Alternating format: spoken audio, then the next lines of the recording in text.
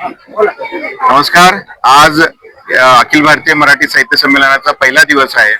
आज आपल्यासोबत सातारा नगरपालिकेत भरघोस मतांनी निवडून आलेले नगरसेवक श्री सागर पावशे सर आपल्यासोबत आहेत.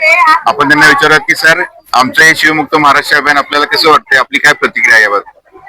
अशा प्रकारचा महाराष्ट्रात पहिला उपक्रम आहे की शिवमुक्त महाराष्ट्र अभियान. या अभियानाला आमच्याकडून शुभेच्छा आहेतच, पण साताऱ्यामध्ये नवीन नवीन विद्यार्थी घडत असतात आणि त्या विद्यार्थ्यांना चांगले मार्गदर्शन करण्याची आम्ही यापुढं प्रत्येक शाळेत असे उपक्रम राबवण्याकरता त्यांना आम्ही आमंत्रित करणार आहोत. धन्यवाद. नमस्कार, मी भालचंद्र कुलकर्णी, एकविरा प्रकाशन पुणे येथून 99व्या सातारा इथे होत असलेल्या अखिल भारतीय मराठी साहित्य संमेलनाला आलो.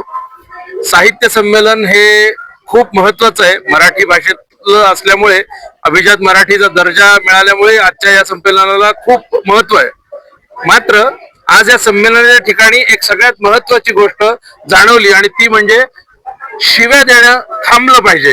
याच्यावर जो या सगळ्या मंडळींचा अतिशय प्रयत्न चालू आहे, पराकाष्ठा करतायत ही सगळी मुलं विद्यार्थी आहेत की आपण कोणालाही शिवी द्यायची नाही, आपण त्यांच्याशी चांगलं बोलूया, सत्सद विवेक बुद्धी ठेवूया.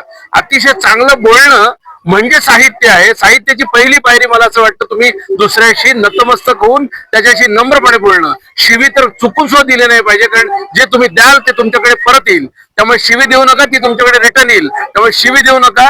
एक शिवी ही एका खुनापर्यंत पोहोचू शकते. मंडळी लक्षात घ्या, शिवी ही अतिशय घातक आहे.